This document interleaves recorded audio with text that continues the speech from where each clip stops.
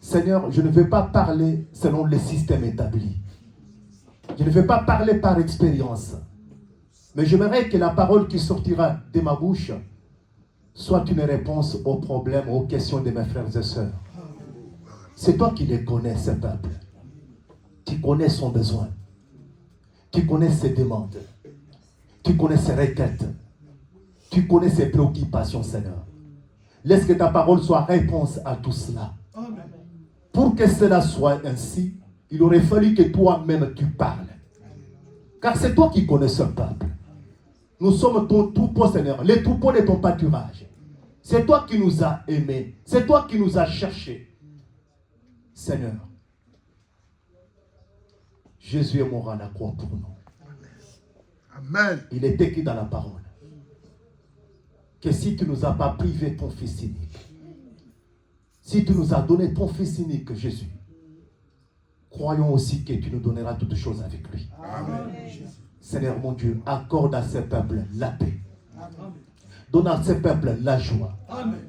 Donne-lui ce qu'il n'a pas, Seigneur. Donne à ce peuple ce que le monde lui a privé, Seigneur. Pierre dit, à qui irons-nous encore? C'est à toi la parole de la vie. Nous ne le disons pas parce que Pierre l'a dit, mais nous le confessons, nous le disons parce que nous le croyons de tout notre cœur. Que c'est à toi la parole de la vie éternelle. Car lorsque tu parles, les boiteux sursautent. Quand tu parles, les aveugles recouvrent la vue. Là où tu parles, les morts ressuscitent. Là où tu parles, la stérilité tombe. Quand tu parles, les maladies quittent nos peuples. Parle ce matin, Jésus, pour nous donner la vie et la vie en abondance.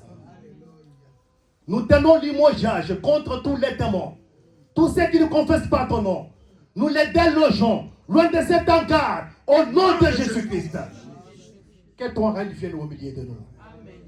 Que ta grâce soit faite sur la terre comme cela est fait au ciel. Que ta volonté soit faite sur la terre comme au ciel, mon Seigneur.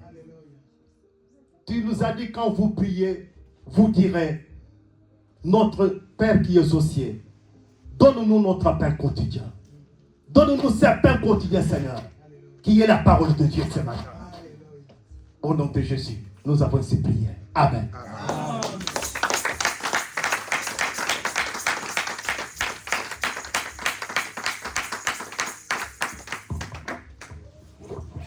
Que le Seigneur soit béni. Amen.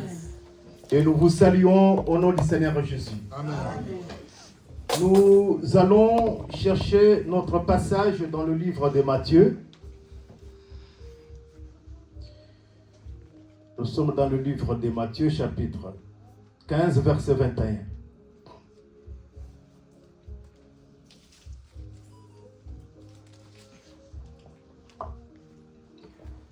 Jésus, étant parti de là, se retira dans le territoire de Tyr et de Sidon.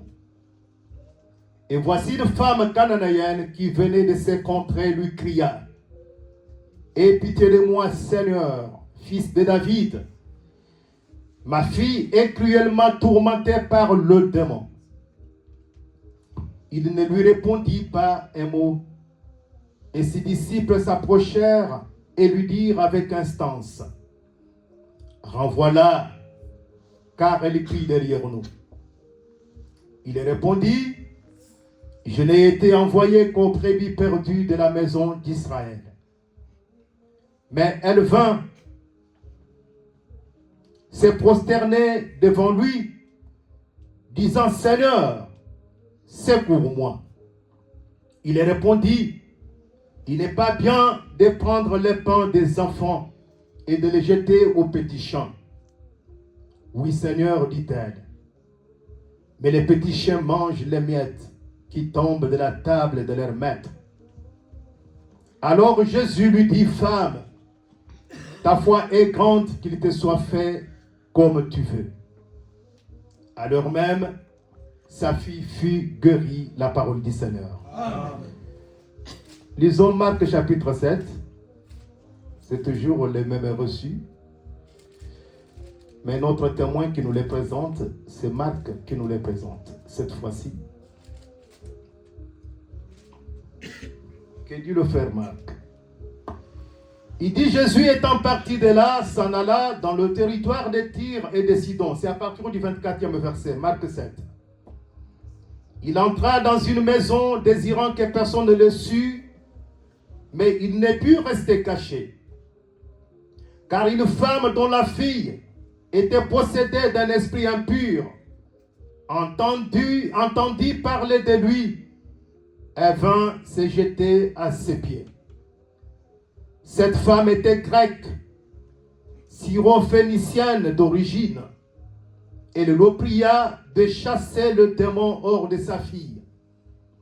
Jésus lui dit, laisse d'abord les enfants se rassasier, car il n'est pas bien de prendre le pain des enfants et de les jeter au champ, au petit champ, je vais dire. Oui, Seigneur, lui répondit-elle, mais les petits chiens sous la table mangent les miettes des enfants. Alors il lui dit, à cause de cette parole, va, le démon est sorti de ta fille. Et quand elle rentra dans sa maison, elle trouva l'enfant couché sur le lit, le démon étant sorti. La parole du Seigneur. Amen. Là, nous venons de lire les Écritures.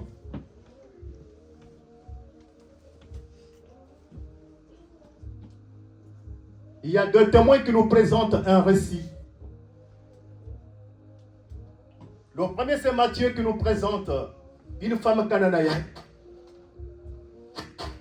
La Bible met une précision. La femme, elle était cananéenne.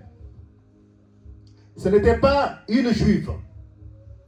Elle n'était pas des enfants d'Israël. C'était une femme païenne. Et Marc précise qu'elle était grecque. Or, parler des païens, parler des étrangers, c'est parler de nous. Et à l'époque de la loi de Moïse, il nous était interdit de nous approcher des choses saintes. Il nous était interdit de nous approcher d'eux, de nous mêler même à eux. On avait reçu cette interdiction-là parce qu'on était considérés comme étant des animaux impurs. On était considérés comme des chiens.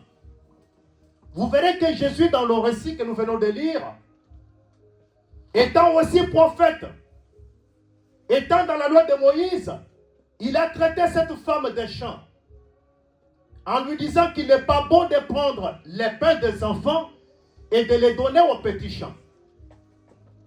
Cette femme qui était une ressortissante d'autres nations en dehors d'Israël, qui était une femme païenne, qui était considérée comme un chien bien-aimé, et cependant dans le cœur de la femme, il y avait quelque chose d'extraordinaire. Il y avait quelque chose de très grand que Jésus n'avait pas trouvé même parmi les enfants d'Israël. Quoique étant étrangère, cependant elle avait quelque chose de précieux que Jésus n'avait même pas trouvé. Je sais qui prétendait être le peuple de Dieu.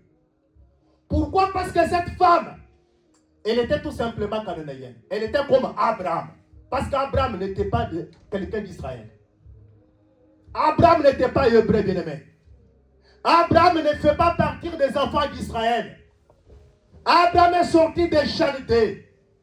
À Chaldée, il y avait l'idolâtrie, bien-aimé.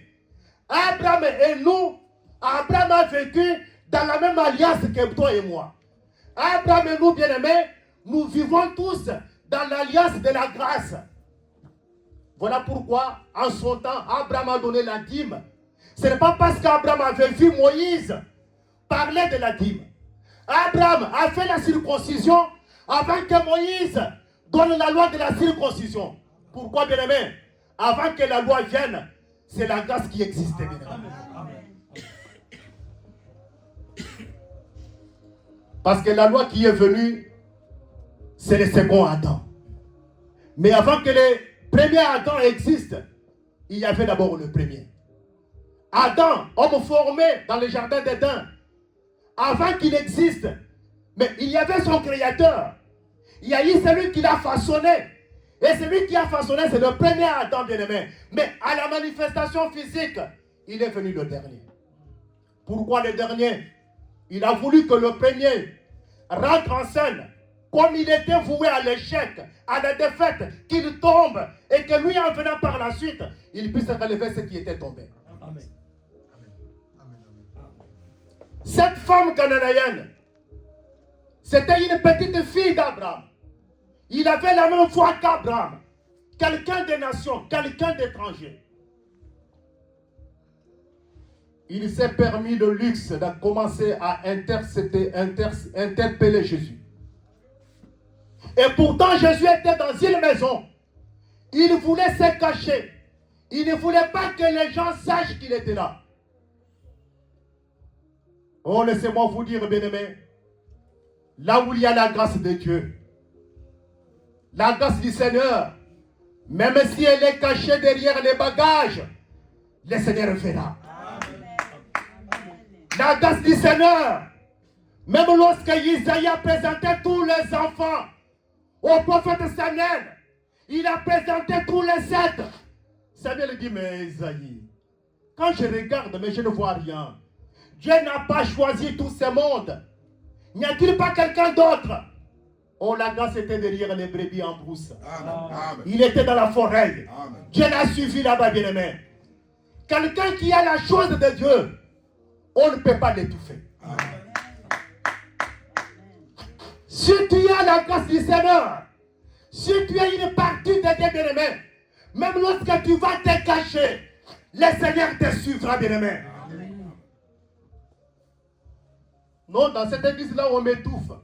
J'ai mon don de prophétie, mais on m'étouffe. Quand je prophétise, personne ne me croit. Mais non, bien-aimé, concernant le don de prophétie, il est écrit, ne faites pas foi à tout esprit. Quand la prophétie sort, on doit examiner. Et dans la prophétie, s'il y a de bonnes choses, on prend de bonnes choses, on refuse de mauvaises choses. Non, je suis étouffé, tu n'es pas étouffé, bien-aimé. Parce qu'une prophétie, quand elle sort, elle exhorte, elle console, elle édifie. Et lorsqu'un prophète donne un message, s'il n'y a pas d'accomplissement, bien-aimé, l'Écriture dit que c'est un faux prophète. Vous devez les lapider. Si tu as donné des messages et qu'il n'y a pas eu d'accomplissement, on ne va pas croire pour te faire plaisir, bien-aimé. On va te dire tout simplement, non, tu as été animé par de l'esprit de l'erreur. Ou tu as parlé par audace, tout simplement.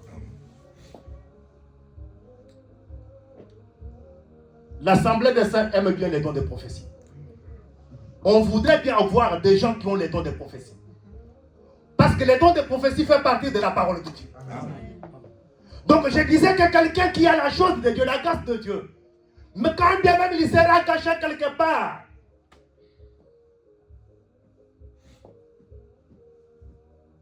le Seigneur le suivra là-bas. Jésus est entré dans cette maison. Il ne voulait pas que les gens sachent qu'il était là. Mais la Bible dit, ça c'est Marc qui témoigne. Parce que cet élément, Matthieu ne l'a pas révélé. Vous me direz, mais pourquoi Matthieu l'a dit, et Marc l'a dit, mais Matthieu ne l'a pas dit. Les deux, ce sont des témoins bien-aimés. Et lorsque les témoins font leur déposition, chacun parle de ce qu'il a vu. Je vous donne un exemple, terre à terre. Vous n'avez jamais vu dans un film quelqu'un en train de filmer. Parce qu'un film, lorsqu'il passe, lorsqu'on regarde un film chez nous à la maison, il y a quelqu'un qui l'a filmé, qui a enregistré. Mais vous remarquerez que dans le film, il y a aussi ces caméras-là, et puis un autre caméraman aussi, en train de filmer toujours la même scène. Du coup, il y a des caméramans qui ont filmé, mais il y en a un qui a fait ce qu'on appelle la mise en scène. Et dans la scène, il y a un autre caméraman aussi qui filme à son tour. C'est exactement ça les témoins bien-aimés. Marc a donné ce qu'il avait vu. Matthieu de son côté aussi a dit ce qu'il avait vu. Mais ce qui est très important, c'est que le témoignage qui a été donné, ou plutôt les témoins qui ont parlé, que ce soit des témoins oculaires, que ce soit des témoins qui ont vu la chose, Parce que l'Église a besoin des témoins, non seulement qui ont entendu, mais plutôt des témoins qui ont vu. Amen. Moïse a eu soin de faire tout selon le modèle que toi, tu as vu à la montagne. Amen. Si tu veux construire, réfère-toi à ce que tu avais vu. Parce qu'à la montagne là-bas, il y avait déjà un tabernacle. Mais ce tabernacle-là, bien aimé, on a montré à Moïse en photo. Il a vu les tabernacles. Et quand il descend, il va venir les matérialiser. Car si on n'a pas vu, on ne pourra pas les matérialiser. Si on n'avait pas entendu, on ne transmettra pas fidèlement, bien aimé. C'est pourquoi un homme a dit, oh, si ces hommes avaient participé au conseil de Dieu, ils sauraient quoi annoncer à mon peuple. Amen. Mais beaucoup de gens ne savent pas quoi dire au peuple de Dieu, tout simplement parce qu'ils n'avaient pas participé au conseil de Dieu. Amen. Il y a eu un conseil quelque part, bien-aimé. C'était au jour de la pierre, autour de la pierre angulaire, bien-aimé, dans l'assemblée des premiers des bien-aimés. Parce qu'avant notre assemblée aujourd'hui, nous étions réunis quelque part, autour de la pierre. Et si quand nous venons dans les temps, on ne peut que répéter ce qu'on avait vu aujourd'hui autrefois. Amen. Parce que Dieu ne fait que répéter ce qui était. Amen. Il voulait passer inaperçu. Cependant, une femme dans la même ville avait entendu parler de lui. Shalom assemblée. Nous, comme femmes cananéennes, nous nous sommes approchés parce que nous avons entendu parler de lui. Amen. Quand je lis cette portion d'écriture, ça me ramène à un homme, l'homme de Salomon.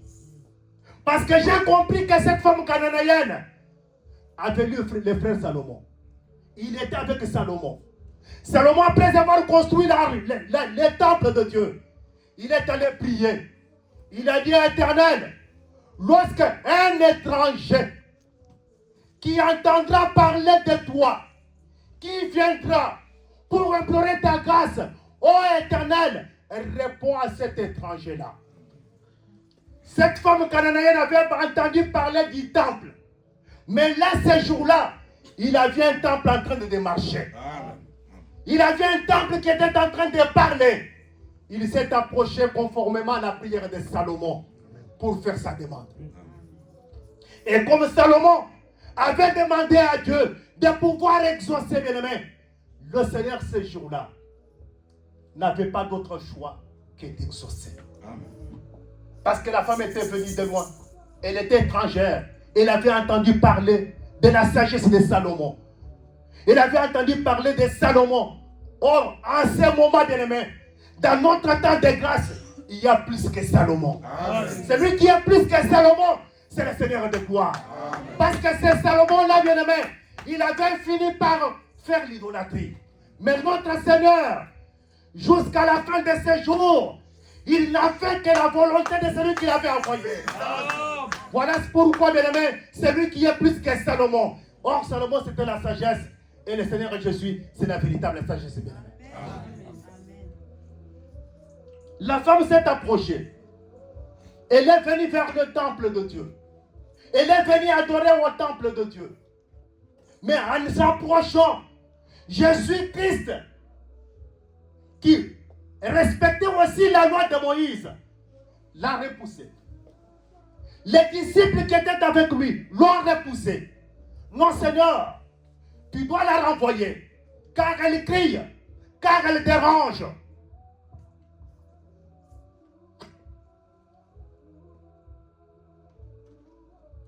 Bien-aimé, ce que les disciples appelaient dérangement, c'était un cri de cœur. C'était un cœur qui saignait. Il peut arriver même dans notre église. Lorsque toi tu pleures, tu te roules par terre, d'autres personnes à côté trouvent que tu déranges, que cela ne t'effraie pas. Souvent, il arrive dans des églises. Les gens estiment que certaines personnes en font trop. Parce qu'ils dansent de toutes ses forces. parce qu'il est en train de pleurer dans la prière. Les gens pensent qu'il est en train de déranger. Seigneur, tu peux la renvoyer parce qu'elle dérange. Ça me rappelle l'histoire d'Anne qui priait de toutes ses forces. Les souverains sacrificateurs estimaient qu'Anne était ivre de vin. Mais Anne lui a dit, non mon Seigneur, je ne suis pas une femme pervertie. Je ne suis pas ivre. J'ai une femme qui souffre dans mon cœur. Bien-aimé, le Seigneur exauce une prière faite avec le cœur. Amen. Amen. Parce que dans l'ancienne alliance, il adorait Dieu des lèvres, des bouches.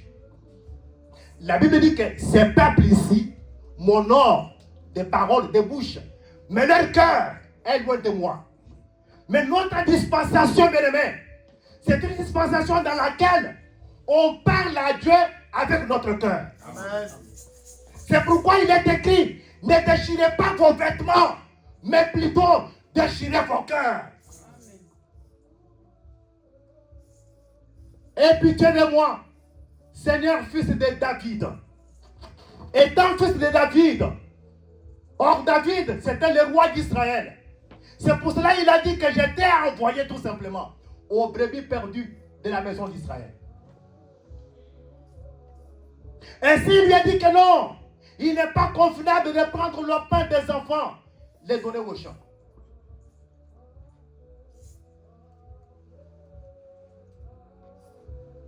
David, c'était le premier roi que Dieu avait choisi en Israël. Et son fils Salomon lui a succédé, qui a construit le temple. Le temple qui était le Seigneur Jésus qui marchait ce jour-là. Salomon avait fait cette prière-là. Demandait à Dieu que quiconque devait venir, qu'il soit israélite ou pas d'ailleurs, que le Seigneur puisse l'exaucer. La femme dit que non, Seigneur, mais les petits champs, ils mangent aussi des miettes qui tombent de la table de leur maître. Marc dit que les petits champs qui sont sous la table, Marc lui voit les petits champs, il voit leur position. La position des petits champs, c'est sous la table. Or, en dessous de la table, c'est déjà la terre. C'est déjà le sol, bien aimé. Ça veut dire tout simplement que cette femme, ces petits champs, étaient dans la poussière de terre. Or, en étant sur la poussière de terre, c'est-à-dire que ces petits champs qui étaient morts d'ailleurs, parce qu'ils étaient dans la poussière de terre, mais une fois reçu le maître qui tombait de la table du maître, ce qui était terrestre, ce qui était mortel, reprend vie, bien aimé. Amen.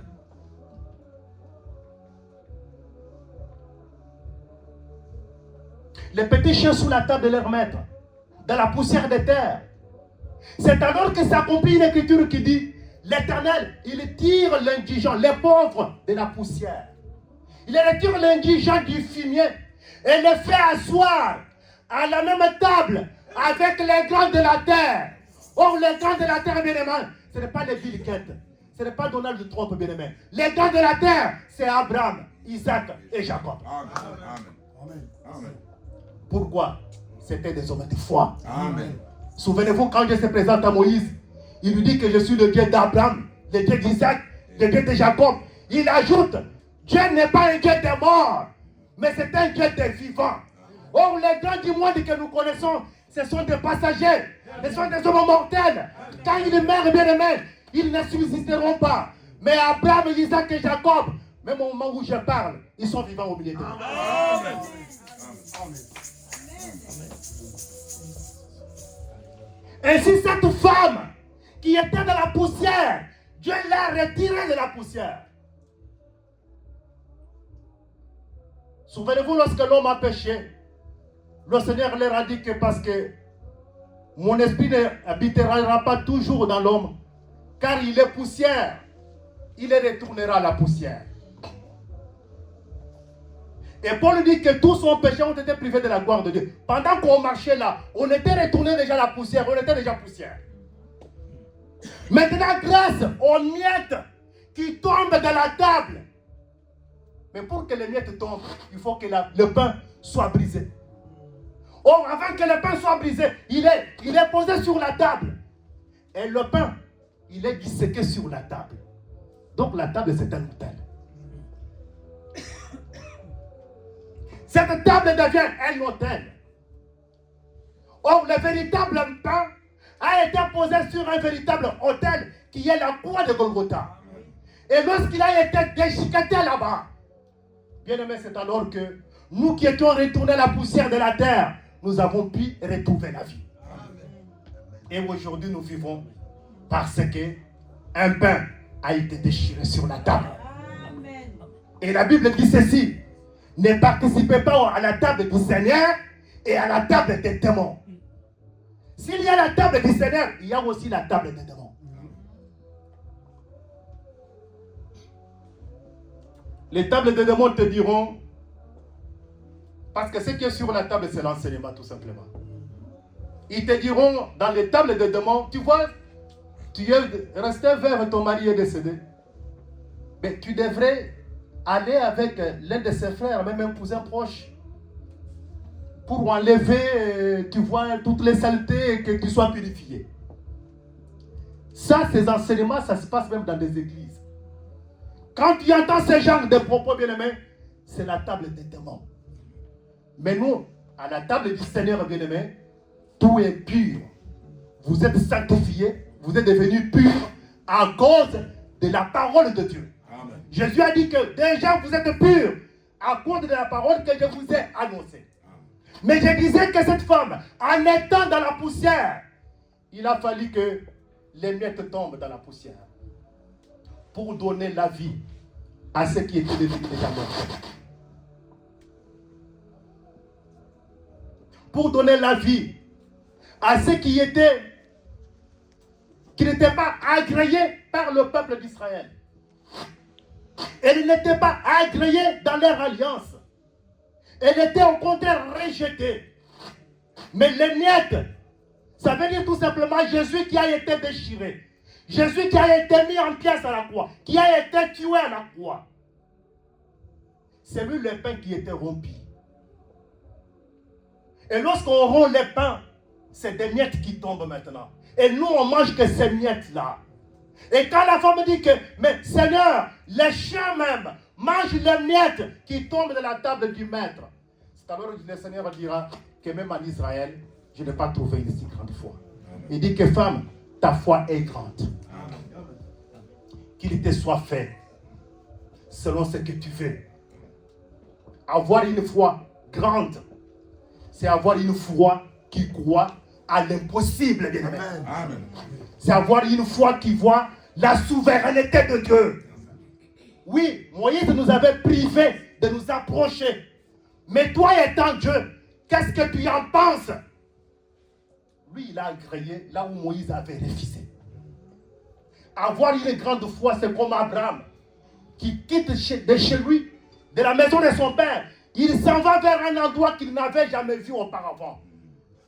La grande foi consiste à voir ce que mes yeux charnels ne voient pas. Lorsqu'on me dit que je guérirai parce que je suis malade, j'ai le sida.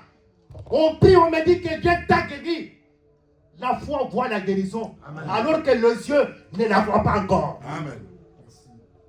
C'est pourquoi il est écrit que la foi est une ferme assurance. Des choses qu'on espère.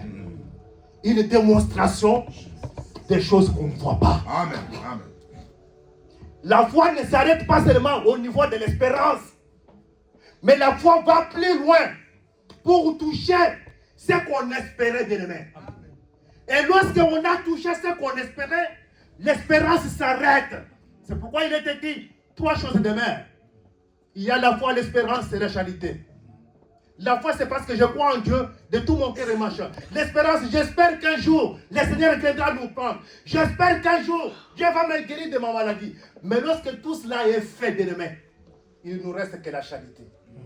Pour aimer Dieu, être pour lui une épouse et qu'il soit pour nous un époux. La grande foi, c'est la foi d'Abraham.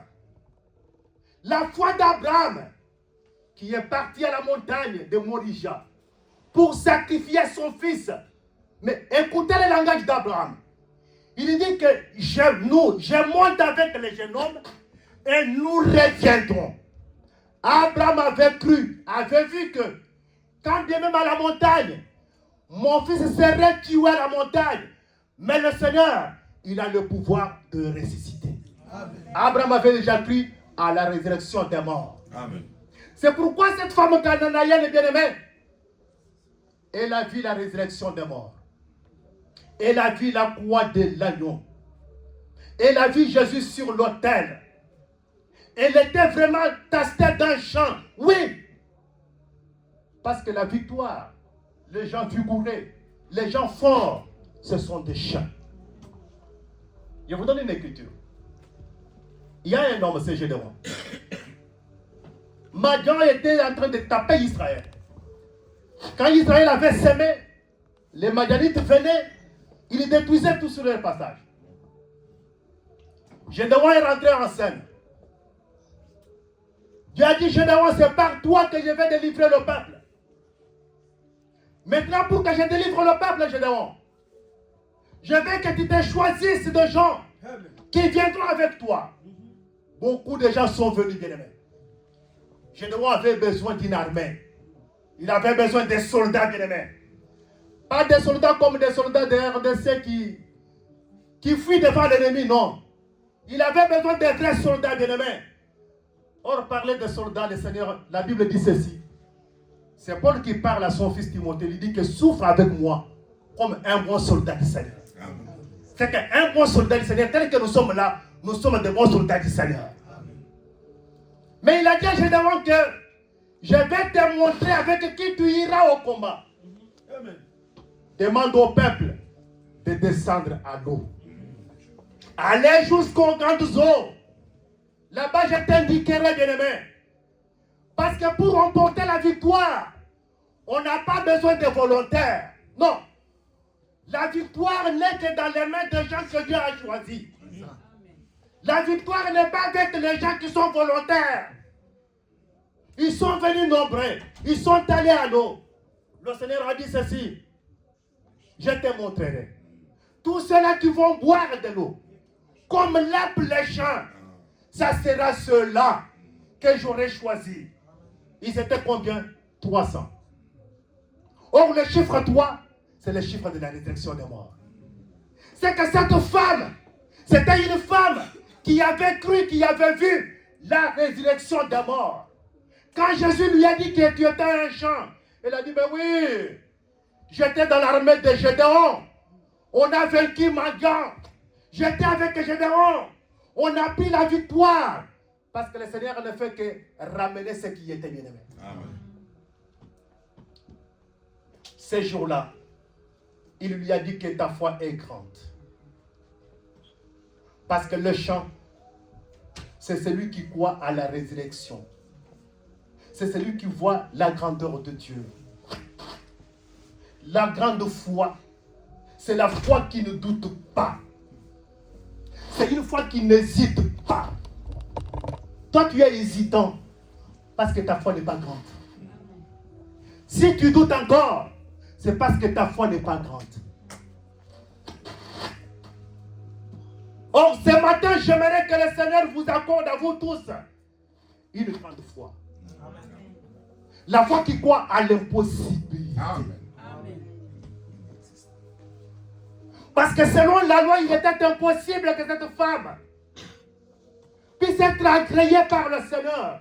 La loi l'avait chassée, bien-aimé.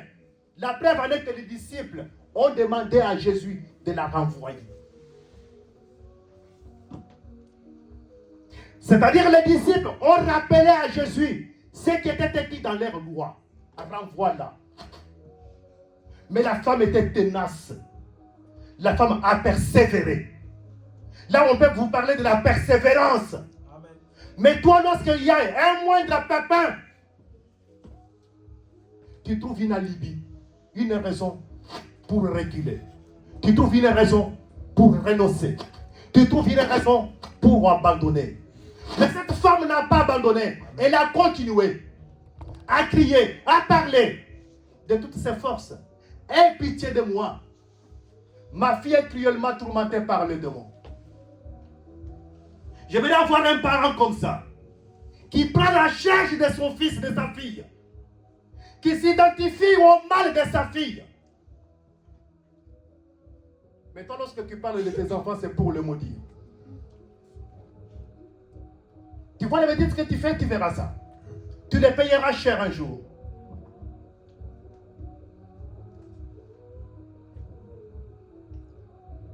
Tu ne me respectes pas, je suis ta mère. Si j'enlève mon pagne, je vais te maudire. Non. Un enfant de Dieu ne parle pas comme ça. Que votre parole soit assaisonnée du sel. Un enfant de Dieu, quand il ouvre la bouche, c'est pour bénir. Mais bénir ne veut pas dire, ne pas condamner ce qui est mal. Un enfant, abat l'agir bien-aimé, tu le redresses, tu le corriges, mais tu bénis un enfant.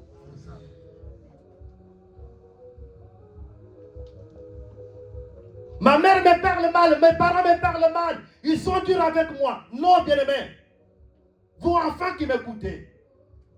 Maman, papa, oncle, tante sont durs avec toi. Ça ne veut pas dire qu'ils ne t'aiment pas. Non.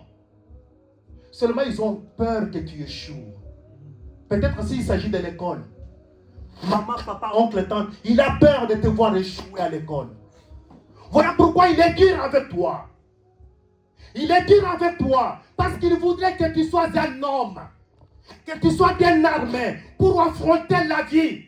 Car le monde ne te fera pas de cadeaux. Le monde n'aura pas pitié de toi parce que tu t'appelles Charlène. Non. Parce que tu appelles des figures à détail. Parce que tu te dis que je suis de l'assemblée des saints. Non. Le monde a fait la guerre au Seigneur et je suis. Celui qui était le bois vert a été torturé, tourmenté, frappé même, mis à la croix. Pourquoi pas toi et moi? Cela nous arrivera aussi. Parce que notre évangile, nous prêchons l'agneau dans sa totalité. Amen. Et l'agneau dans sa totalité, voilà pourquoi nous, on n'a pas de kits des enfants, des écodimes. Non. Parce que nous et nos enfants, tous nous mangeons l'agneau. Amen. Un docteur, pour sortir d'Égypte, pour que l'exode ait lieu, bien-aimé, un miracle était nécessaire. Un seul était nécessaire. Lequel?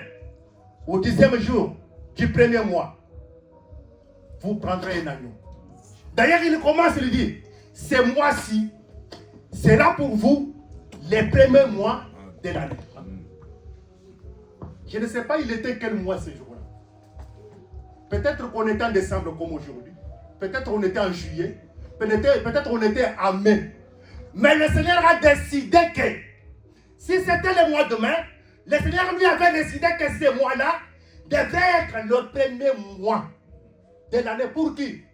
Pour son peuple.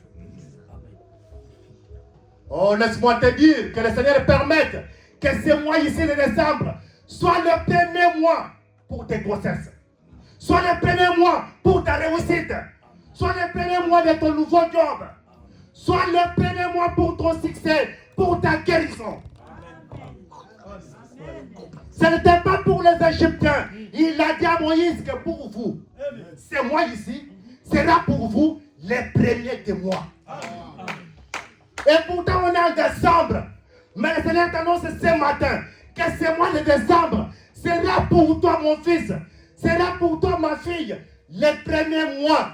C'est-à-dire le début de ta réussite, le début de ton bonheur, le début de la paix, le début bien-aimé de la prospérité, le début de la guérison, le début de la période où le Seigneur vient essuyer les larmes. Vous prendrez un agneau au 10e jour, vous l'observerez pendant 4 jours, vous les cuirez à la 14e jour. Entre les deux soirs, vous les mangerez. Tous les habitants de la maison devaient manger, donc les enfants y compris. C'est pour cela que nous on n'a pas des écoutimes.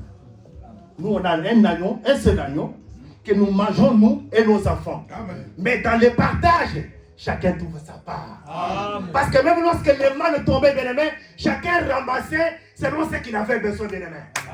C'est pour cela que quand nous prêchons, nous touchons vos enfants. Et nous disons aux enfants, quand ton père, ta mère ton oncle, ta tante est strict avec toi, ça ne veut pas dire qu'il ne t'aime pas. Non. Parce qu'il veut que tu réussisses. Si c'est une femme de ménage, si c'est une femme de charge à l'hôtel, son souci c'est que tu ne fasses pas le même boulot qu'elle. Elle est stricte parce qu'il ne veut pas te voir sur les échafaudages. Il voudrait que tu fasses autre chose. Que tu sois capable de te défendre dans la vie, même quand il ne sera plus là.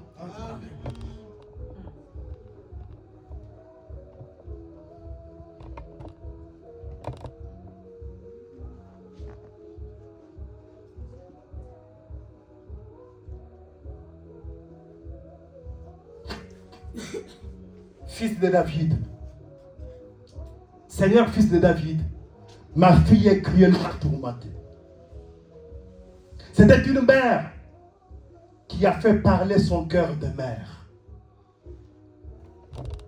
J'aimerais que les mères qui sont au milieu de nous fassent parler leur cœur de mère quand il s'agit de leurs enfants.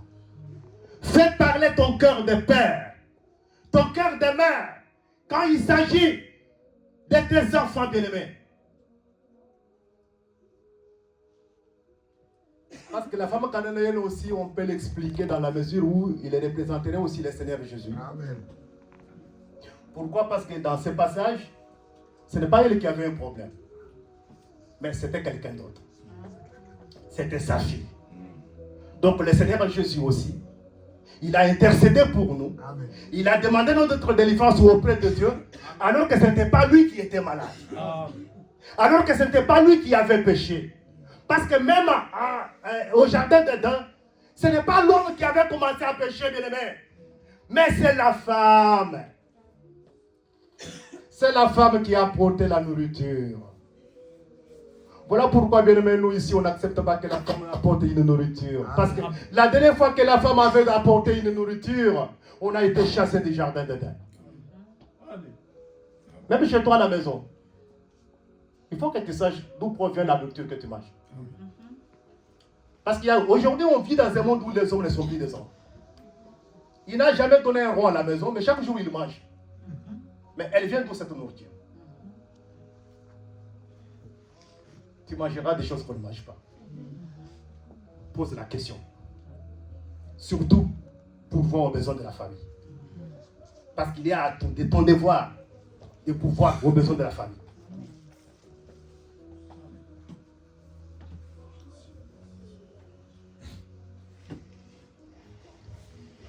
Il n'est pas bien de prendre les pains des enfants, de les donner aux petits champs. Mais les petits champs, c'est l'armée de Gédéon.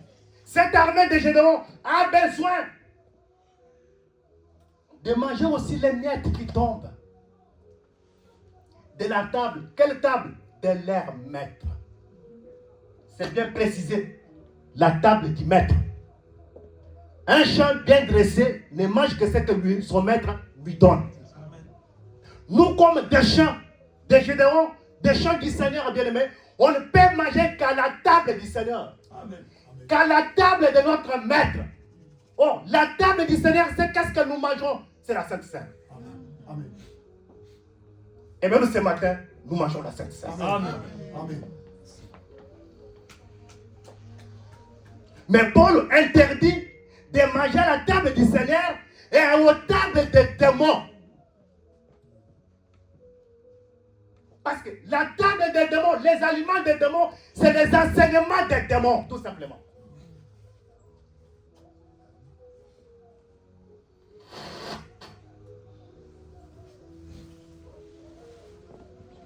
Sous la table de leur maître, sous la poussière de la terre, c'est là qu'il vient retirer, relever l'indigent, relever le pauvre, pour les faire asseoir avec les grands de la terre. Pour nous faire asseoir, je venais de dire que le grand c'est Abraham, Isaac et Jacob. Amen. C'est ainsi que Jésus a dit qu'en ce temps-là, plusieurs viendront de l'Orient et de l'Occident et seront assis à la table avec Abraham, Isaac et Jacob. Amen. Ces gens-là qui devaient venir de l'Orient et de l'Occident, bien aimés, c'est nous les gens des nations. C'est nous qui n'étions pas un peuple. C'est nous qui étions considérés comme un champ, comme des champs. C'est nous qui étions considérés comme étant des animaux impurs. Rappelez-vous, même dans la vision que Pierre avait vue, quand il est avant d'aller chez Corneille, il avait vu une nappe avec les quadrupèdes sauvages qui étaient considérés comme étant des animaux impurs. Mais une fois, lui dit que tue et mange. Il dit, mais Seigneur, tu sais que rien d'essuyé n'est jamais rentré dans ma bouche. Le Seigneur lui dit, non Pierre, c'est que moi je suis suffié. Toi ne les considère pas comme souillés. J'ouvre des parenthèses. Arrêtez les habitudes de continuer à trouver que des gens sont toujours des pécheurs parce que tu étais dans une église, je ne sais pas, à Luanda, en Côte d'Ivoire, au Cameroun, à Kinshasa. Tu avais vu qu'une sœur avait fait quoi, je ne sais pas quoi, elle avait été chassée de l'église. La personne peut avoir été déjà en communion avec son Dieu, qui ne le laissera jamais. Non, celui-là, tu parles avec lui, non, je le connais depuis Luanda. Mais qui? Cet apôtre-là, je le connais. Tu ne connais pas son histoire. S'il a rencontré le Seigneur pendant la nuit, le Seigneur ne te le dira pas. Le Seigneur dit à Pierre, c'est que moi, j'ai déclaré pur. Toi, ne les regarde pas souillés. Donc les chiens, on était des animaux impurs. On était privés de tous les droits. On était chassés loin. La preuve année que les disciples ont demandé à Jésus de renvoyer cette femme. Mais elle est restée là. Elle a tenu. Elle a continué. Elle n'a pas relâché. Elle a continué à crier. Fils de David, aie pitié de moi. Pourquoi? Elle avait entendu parler de Jésus. Tu as déjà entendu parler de Jésus. Même ce matin, tu entends parler de Jésus. Parce que nous, dans notre église, bien aimé, on ne parle pas de quelqu'un d'autre. On parle tout simplement du Seigneur Jésus lui-même. Amen. Parce que dans une église, c'est comme dans le palais royal. Dans un palais royal, les serviteurs d'Élysée, quand il est devant le roi, il va parler au roi. Il ne va parler d'autre chose que des miracles d'Élysée. Et quand il parlera des miracles d'Élysée, il arrivera jusqu'à parler des miracles de la résurrection des morts. C'est pourquoi ce matin, nous parlons des miracles de la résurrection des morts. C'est ça le plus grand miracle, bien-aimé. C'est ça le plus grand signe, bien-aimé. Je suis dit que cette génération demande des miracles. Mais il vous sera donné d'aucun autre miracle que celui de Jonas. Amen. De même qu'il avait fait 3 jours et 3 nuits dans le ventre d'un grand poisson, ainsi le Fils de l'homme en fera autant dans les seins de la terre. Nous prêchons Jésus-Christ et Jésus-Christ crucifié. Amen. Nous prêchons Jésus-Christ crucifié. Bref, nous prêchons l'évangile de la croix. Amen. Et il est écrit que la prédication de la croix est une folie pour ceux qui périssent. Amen. Mais pour nous qui sommes sauvés, elle est une puissance de Dieu. Amen. Voilà ce que nous prêchons, bien-aimés. Aie pitié de moi, fils de David. Oui, je suis un petit chien, oui. Je n'en disconviens pas. Mais nous, les chiens, nous mangeons ce qui tombe dans la table de notre maître. Parce que c'est toi notre maître. Je suis un chien, je n'en disconviens pas. Mais tu es notre maître. On ne peut manger que ce qui tombe de la table de notre maître. C'est pour cela que nous, on ne mange que ce qui vient de notre maître. Ainsi, Paul dit que quand même un ange de cieux ou quelqu'un d'autre viendra à vous et vous annoncera, quand même nous-mêmes, vous annoncera autre chose que ce que nous vous avons annoncé, qu'il soit anathème. Amen. Amen. Paul avait compris comme cette femme que nous mangeons ce qui tombe de la table de notre maître. Amen. On ne mange pas chez les voisins. Amen. On ne va pas voir ailleurs, chez la tante, chez l'oncle, non. Nous mangeons ce qui tombe de la table de notre maître. Amen. Donc tu vois, leur église, c'est lui le pasteur, mais tu vois, ce pasteur, il est cousin à l'apôtre en Colomoni. On peut aussi, tu vois, ce sont des frères. Non, on ne mange pas chez les cousins. Amen. Amen. Nous, on mange chez notre Père. Amen. C'est pour cela que Jésus a appris cette prière à ses disciples. Dites, notre Père, qui es aux cieux, que ton nom soit sanctifié. Notre Père, donne-nous aujourd'hui notre pain quotidien. Il a appris à ses disciples à demander leur nourriture à qui? Auprès du Père.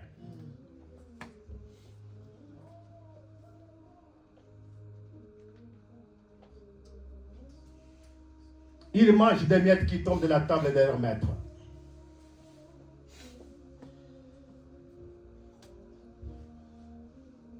Dans ces miettes que nous mangeons, il y a tout.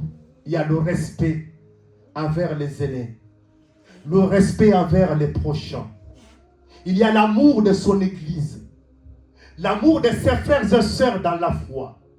Il est dit que vous ferez du bien à tout le monde, mais principalement, surtout, à vos frères en la foi. Amen.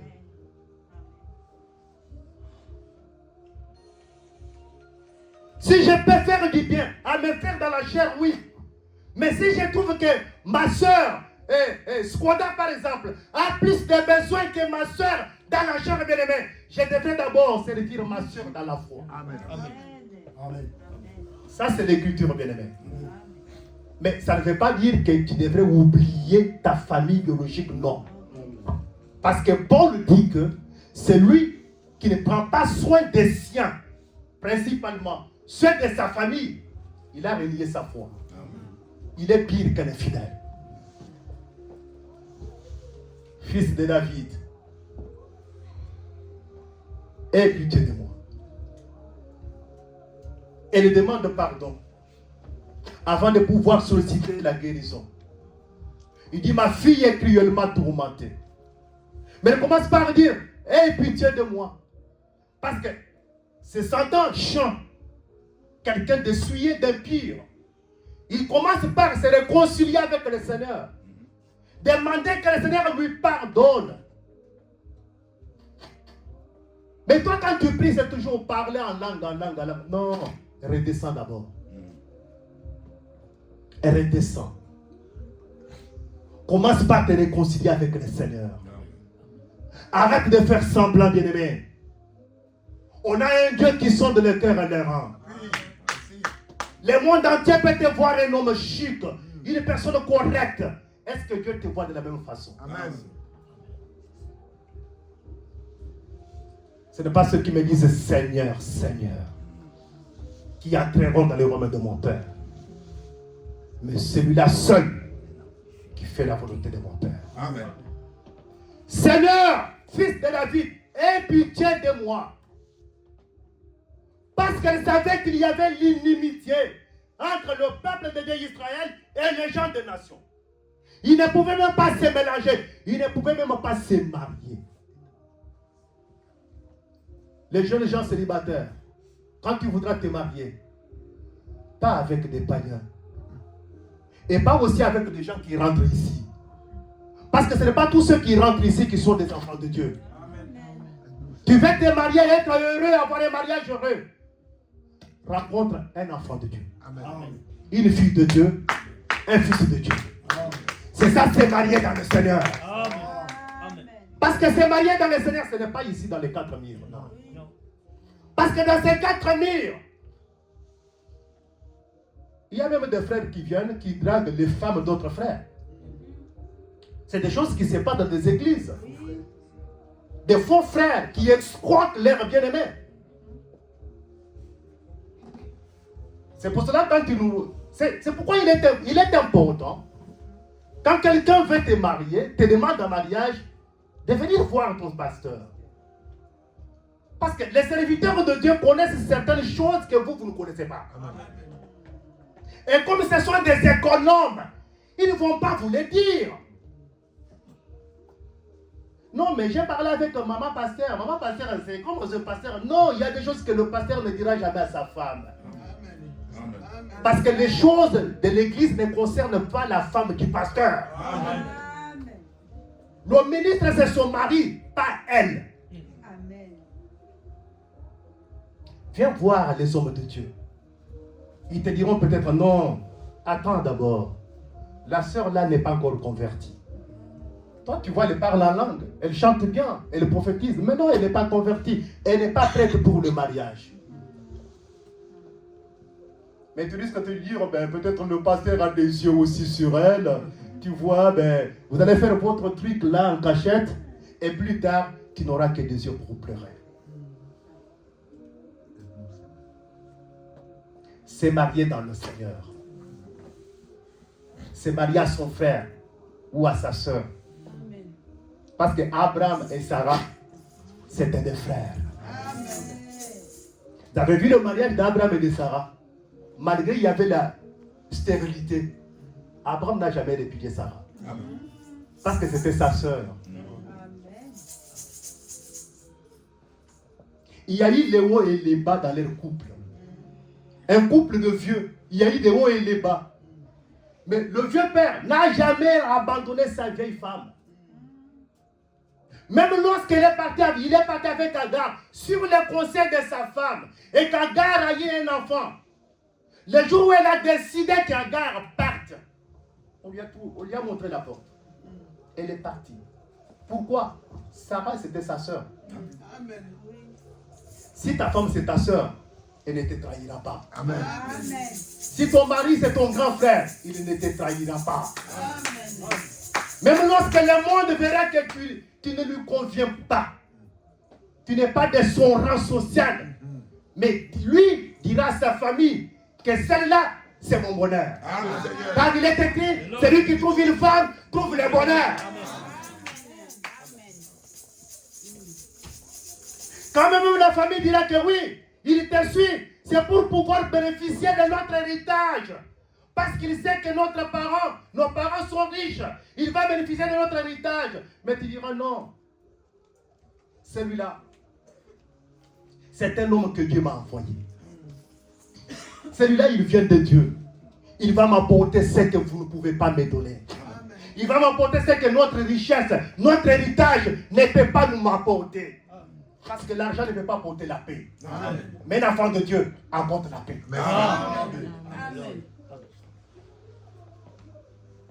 Et quand vous vous disputez, parce que ça peut arriver qu'un couple se dispute. Amen. Des tiraillements. La soeur se plaint que tu ne l'écoutes pas. Mais non, je t'écoute. Mais chaque fois quand tu me parles, je m'assois, tu parles. Mais et après? Est-ce que tu écoutes pour te défendre ou pour comprendre? J'aimerais que tu l'écoutes, non pas pour te défendre. Pour dire, mais ce que tu as fait, ce que tu me dis là, c'est parce que toi tu as fait ça. Non, écoute-la plutôt pour comprendre. Amen. Comprendre sa douleur.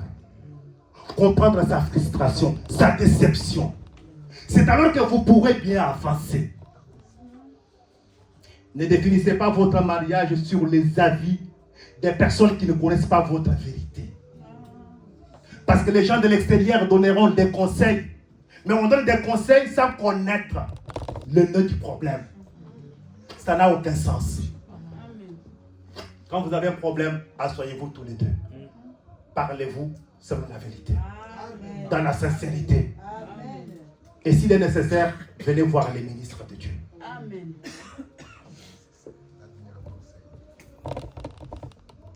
Mais toi, toutes tes copines sont au courant de ce qui ne se passe dans ta famille, dans ta maison.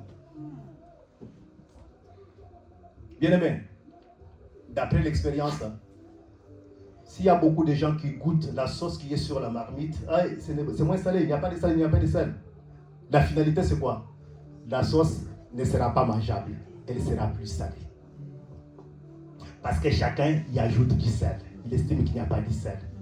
Et à la fin, toi-même, quand tu viendras pour goûter, tu ne pourras pas avaler. Asseyez-vous, parlez d'eux. Parlez-vous. N'écoute pas pour te défendre. Avoir toujours raison. Là, tu as encore la nature adamique au jardin de Dieu. Où es-tu? Non, tu as mangé. C'est la femme. Il se défend. Et toi la femme? Non, c'est le serpent.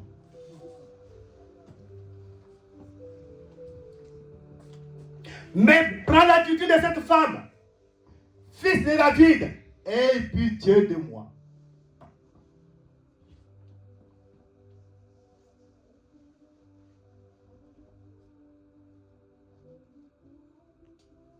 N'est pas bien de prendre les pains des enfants et de donner aux chiens. Les chiens aussi mangent des miettes qui tombent de la table de leur maître. Oui, l'évangile touche à tout. Touche même nos couples. Touche nos enfants. Touche nos projets de mariage. Bref, l'évangile touche notre vie. Amen. L'évangile n'est pas seulement spirituel. Pourquoi? Parce que nous, on est une partie spirituelle, mais on est aussi physique, charnel.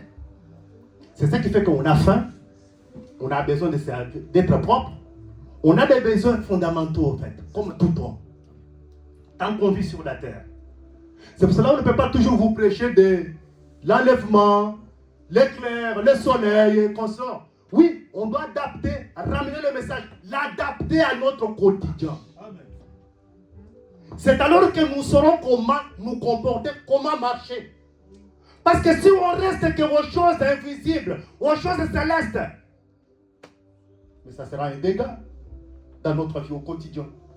C'est pour cela l'évangile, chaque fois, même quand l'apôtre prêche ici, il ramène toujours l'évangile pour toucher à notre quotidien. Pour savoir comment nous comporter. Parce que tu ne peux pas dire que tu aimes Dieu que tu ne vois pas. Quand tu es incapable d'aimer l'homme que tu vois, qui est créé par Dieu. Amen. Amen.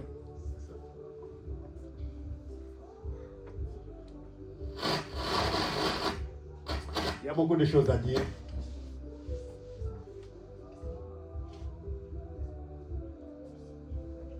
Seigneur, aie pitié de moi. Ma fille malade.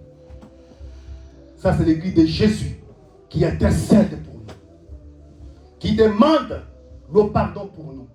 Parce que le Seigneur Jésus, c'est notre avocat auprès du Père, qui intercède pour nous avec du soupir inexprimable, qui intercède en notre faveur. Parce que des fois, il nous est impossible même de savoir quoi demander à Dieu. On ne sait même pas quoi demander à notre Dieu. Des fois, il nous arrive de traverser des moments de fatigue, de faiblesse. On ne tient même pas pendant 2 minutes dans la prière. Mais pendant ce temps-là, tu as toujours dit que j'ai frôlé un accident aujourd'hui. J'ai failli faire une bêtise à la banque, j'allais virer une grosse somme d'argent à un inconnu. Tu sais pourquoi tu as été épargné de tout cela? Il y a quelqu'un qui intercède pour toi. Amen. C'est le Seigneur Jésus. Amen. Amen. Avec des soupirs inexprimables. Amen. Pendant que toi tu dors parce que tu es fatigué du travail. Mais lui il est là. Le Saint-Esprit est là. Il intercède pour toi et moi. Ainsi nous aussi à notre tour, prions les uns pour les autres. Amen. Amen. C'est ce qui est écrit dans la parole de Dieu. Prions aussi les uns pour les autres. Dimanche passé, j'avais dit, parents, ayez l'habitude de prier pour vos enfants. Bénissez vos enfants dans vos prières. Tu l'as engueulé, tu l'as grondé. Mais quand tu iras pour prier, bénis l'enfant. Prononce des belles paroles. Rappelle l'enfant à l'ordre. Mais prie pour l'enfant. Frères et sœurs, prions les uns pour les autres. En cette fin d'année, soutenons-nous dans la prière. Amen. Quand tu vas t'agenouiller, prie pour mon frère Nathan, prie pour mon frère Armand, prie pour telle personne. C'est là alors que nous accomplirons toute la justice de Dieu. Amen. Aie pitié de moi, fils de David. Ta foi est grande, femme. Qu'il te soit fait selon ta volonté, selon ta demande. Quand on a une grande foi, bien-aimé, le Seigneur ne peut plus résister. Il se sent dans l'obligation d'agir. Il se voit dans l'obligation d'intervenir. Bien-aimé, quand bien même tu seras confronté à un problème, à une difficulté, bien-aimé, au lieu d'aller chercher d'autres conseillers, bien-aimés, viens voir les bons conseillers. Parce que lui aussi, on l'appelle les bons conseillers. Tu as peur, tu fais des rêves bizarres. Tu sais que dans ta famille, à cette période de l'année, il y a toujours des morts. Viens voir celui qui a la parole de la vie éternelle. Amen. Qui a le dernier mot dans la vie de tout homme. Amen. Parce que notre vie ne dépend pas des hommes, bien-aimés. Non. Moi, si ma vie dépendait des hommes, j'aurais été déjà enterré. Toi, c'est la même chose, bien-aimé. Notre vie dépend de lui-même. Amen. Amen. Maintenant, il a besoin que tu lui parles. Toutefois, pas tout simplement pour toi. Parce que cette femme n'a pas parlé pour elle. Elle a parlé pour sa progéniture. Pour sa fille. C'est ce que j'aimerais que nous fassions maintenant. On va se lever, se tenir debout pour prier.